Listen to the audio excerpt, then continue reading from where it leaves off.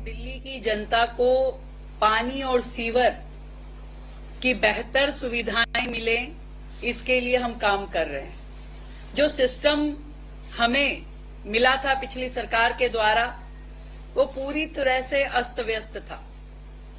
ना दिल्ली में पानी की लाइनें, ना सीवर की लाइनें, ना मेंटेनेंस, यहां तक कि बिलिंग का भी पूरा डिजिटल सिस्टम पूरी तरीके से करप्ट था। उसमें कहीं कोई लोगों को बिल भी नहीं जा पा रहे थे सही तरीके से, किसी का कितना बिल आ रहा था, एनॉर्मसली लोगों के बड़े हुए बिल पहुंच रहे थे, तो सब एस्टिमेटेड उस पर चल रहा था काम।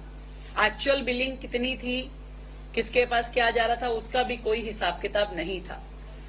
और इन्हीं सब परेशानियों से दिल्ली की जनता जूझ रही थी। जो आपने हमारे जल मंत्री परवेश जी ने बताया कि इंफ्रास्ट्रक्चर जो चार्जेस थे वो भी इतने बड़े थे कि लोग उसको ना जमा कराना पड़े उसके लिए अलग अलग रास्ते खोजते थे, और कहीं ना कहीं उसमें गड़बड़ियां चलती रहती थी, कोई उसको देखने वाला नहीं था।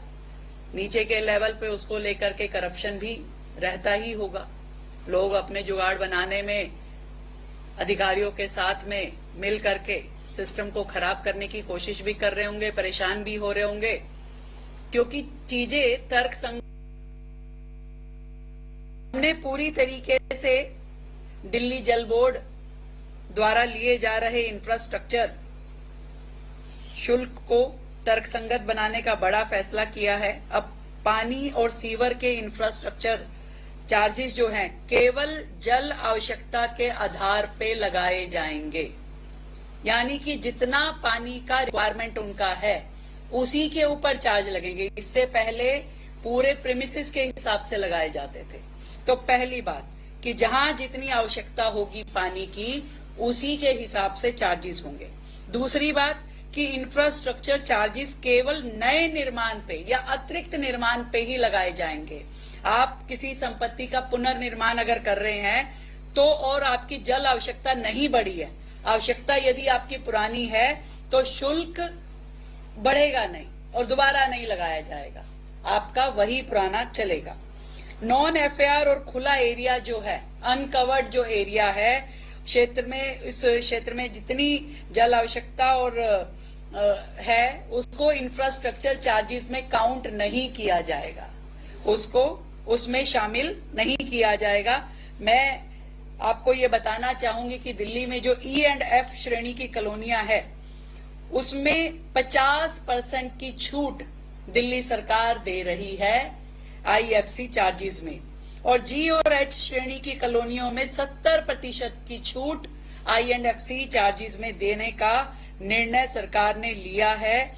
और इंफ्रास्ट्रक्चर चार्जेस जो केवल उन्हीं संपत्तियों पे लागू होगा जो 200 वर्ग मीटर से अधिक भूखंड क्षेत्रफल पे बनी है, 200 वर्ग मीटर से अधिक एरिया में बनी है।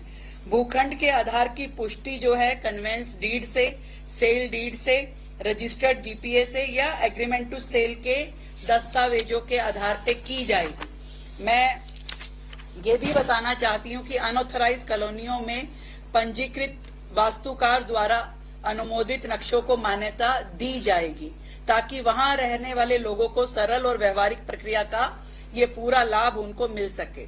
आवासीय श्रेणी में यदि 200 वर्ग मीटर के बड़े भूखंड पे 50 वर्ग मीटर या उससे छोटी आवासीय इकाई निर्मित है, यानी बाकी का एरिया खाली है, तो जल और सीवर इंफ्रास्ट्रक्चर जो शुल्क है उसमें अतिरिक्त 50% की छूट दी जाएगी।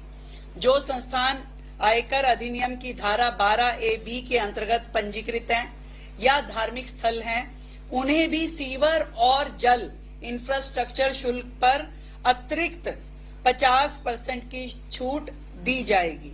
संस्थागत एवं व्यवसायिक संपत्तियों जिनके पास जीरो सीवरेज डिस्चार्ज इंफ्रास्ट्रक्चर उपलब्ध है, उन्हें लागू सीवर इंफ्रास्ट्रक्चर शुल्क पर 50% की छूट उन्हें भी दी जाएगी। इसके लिए जीरो लिक्विड डिस्चार्ज एसटीपी का केंद्रीय एवं दिल्ली प्रदूषण नियंत्रक मानकों के अनुरूप स्थापित एवं संचालित होना आवश्यक है। यदि यह संयंत्र बंद है या निष्क्रिय पाया जाता है तो उसकी छूट हटा करके प्रतिदिन 0.05% दंड उस पे लगाया जाएगा, जिसके ऊपर वो पहले रिबेट उसको दी जा रही थी। मैं आपको एग्जाम्पल के माध्यम से बताना चाहूंगी कि 300 FAR वाली प्रेमिसेस, अगर वो 4 मंजिला भवन है, प्लॉट का आकार अगर उसको 200 वर्ग मीटर से अधिक है, तो ए और बी कैटेगरी यदि हम गिने, जिसके ऊपर पहले IFC चार्ज 13,18,412 रुपए होता था, आज प्रेजेंट में जब हमारी ये योजना हो जाएगी तो उसे 13,18,1412 रुपए की जगह मात्र 5,40,000 रुपए देने पड़ेंगे ए एंड बी कैटेगरी को। तो ये फर्क है। और अगर ई एंड एफ कैटेगरी है, उसको जो है अब केवल 2,70,000, यानी उसको 50% रिबेट मिल गई, तो केवल 2,70,000 रुपए देने पड़ेंगे। और यही जो जी और एच की कैटेगरी है, तो उसे मात्र 1,62,000 रुपए, जो कि 70% छूट के साथ में है, 1,62,000 रुपए देने पड़ेंगे। ये फर्क है। और इसी तरीके से मान लीजिए इंडस्ट्री है कोई 1,000 स्क्वायर वर्ग मीटर की, तो उसको यदि 150 उसका FAR है, 4 मंजिला वो बनी हुई है, तो ए एंड बी कैटेगरी की उस बिल्डिंग पे अभी वर्तमान चार्जेस के हिसाब से अगर हम बोले तो 57,67,871 ये चार्ज लगते थे। तो लगभग 57,67,000 चार्जेस लगने वाली प्रीमिसेस को अब मात्र 8,91,000 रुपए देने पड़ेंगे। इतना फर्क है।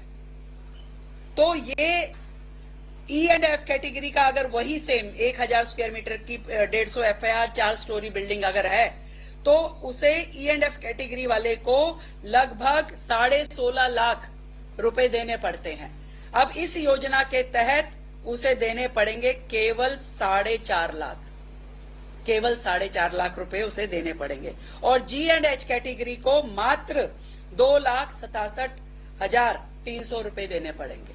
तो ये बड़ा फर्क, क्योंकि एक सेंसिबल चार्जेस भी तो होने चाहिए कि आप किसी से चाहते हैं कि ईमानदारी से वो चार्जेस दे, तो उसके लिए ईमानदारी वाले रेट भी उसको सरकार की ओर से दिए जाने चाहिए। तो वो हमारी सरकार ने किया है। मुझे लगता है कि दिल्ली की जनता के लिए ये बहुत बड़ी राहत है।